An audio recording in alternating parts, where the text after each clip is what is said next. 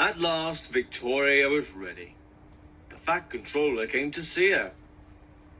"I want you to go to Thomas's junction with Edward," he said. "Thomas will take you to meet Toby and Henrietta, and I want you to work with them." Victoria's wheels hummed happily on the rails. "It's wonderful to be running again," she thought. Edward introduced her to Boko at his own station, and they soon reached Thomas's junction. Thomas and the Fat Controller were waiting for them. Thomas's driver was amazed at the change in Victoria. "I hope you feel better," the Fat Controller said to her. "You certainly look better than when we first saw you." "I feel wonderful. Thank you, sir," smiled Victoria. Victoria was coupled behind Annie and Clarabel, and they set off up the valley.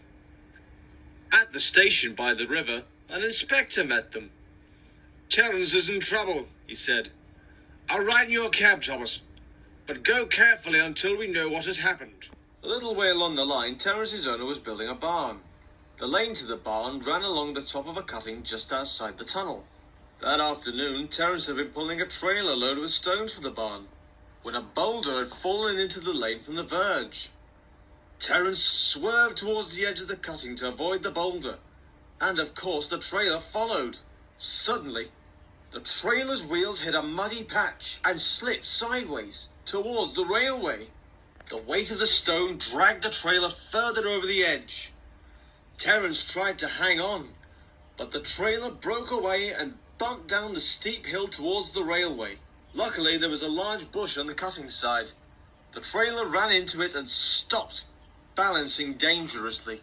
The heavy stone tumbled down the slope and landed beside the railway with a crash. "Thomas's train is due," gasped Terence. His owner ran to telephone a warning to the station. His call was just in time. With the inspector in his cab, Thomas moved cautiously along the line. By the time they reached the place of the accident, the farmer had managed to fasten the trailer so that it would not move.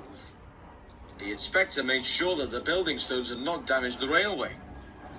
"All right," he told Thomas's driver as he climbed back into the cab. "Proceed with caution, please.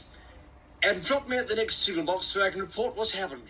Thomas and the inspector reached the top station safely and found Toby and Henrietta waiting for them.